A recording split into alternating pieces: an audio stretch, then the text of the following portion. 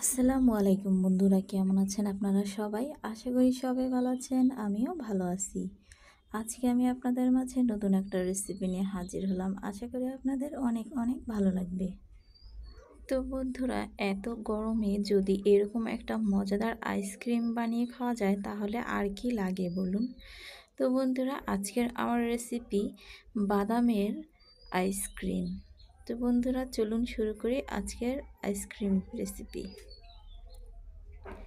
তো বন্ধুরা, প্রথমে আমি একটা কড়াইতে এখানে আমি 500 গ্রাম পর্যন্ত দুধ দিয়ে দিলাম। তারপরে 1 টেবিল চামচ পরিমাণ দিয়ে দিচ্ছি কর্নফ্লাওয়ার, দিয়ে সামান্য পরিমাণ একটু লবণ দিয়ে দিচ্ছি।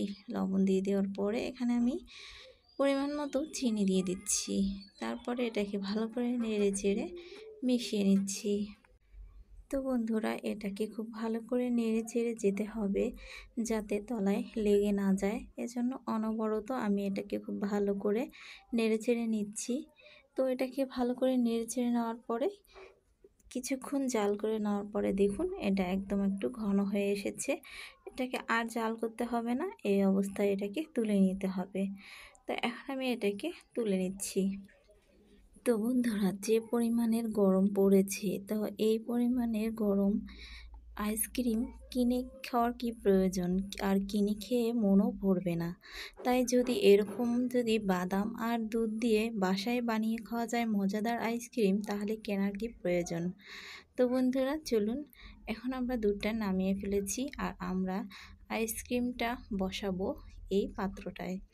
তো এখন আমি যে দুধের মিশ্রণটা ঢেলে দিচ্ছি এর ভিতরে বসানোর জন্য। তো খুব বেশি গরম নেই, হালকা হালকা গরম আছে, তো আমি এর ভিতরে ঢেলে নিচ্ছি। তো এখন আমি এর আইসক্রিমের বক্সের ভিতরে সবগুলো দুধ ঢেলে দিয়েছি।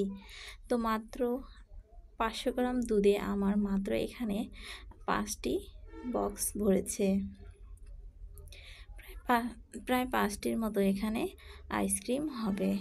তো বন্ধুরা, এরকম করে এখন আমি এটাকে 4 থেকে 5 ঘন্টার মতো এটাকে ডিপ ফ্রিজে রেখে দিলাম। তো তারপরে এখানে আমি কিছু বাদাম নিয়ে নিয়েছি। তো বাদামগুলো আমি ভেজে নিয়েছি হালকা। বাদামগুলো ভেজে নেওয়ার পরে এগুলো আমরা একটু গুঁড়ো করে নিব। তো আমার আইসক্রিমেও সেট হয়ে গেছে, এটাকে আমি নামিয়ে নিয়েছি। তো আইসক্রিমটা নামিয়ে নেওয়ার পরে একটু শুধু গায়ে পানি দিয়ে এটাকে খুললেই খুব ভালো করে এটা খুলে যাবে। তো তারপরে বাদামগুলো আমি আধা ভাঙা করে নিয়ে নিয়েছি। নিয়ে নেওয়ার পরে এটাকে আমি আইসক্রিমের পুরো সুন্দর করে এর গায়ে এই বাদামের গুঁড়োগুলো লাগিয়ে দিব। এই বাদাম যে এত সুন্দর ভাজা বাদামের সেন্ট বের হয়েছে, তার সাথে দুধের আইসক্রিম, খেতে অসম্ভব মজাদার একটা আইসক্রিম। বন্ধুরা, আশা করি আপনাদের এই রেসিপিটা অনেক অনেক ভালো লেগেছে। ভালো লাগলে অবশ্যই লাইক কমেন্ট শেয়ার করবেন আর আমার চ্যানেলটা অবশ্যই সাবস্ক্রাইব করবেন।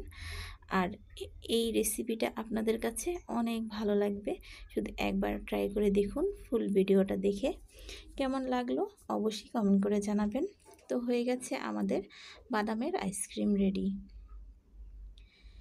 বন্ধুরা, দেখতেও যতটা সুন্দর হয়েছে।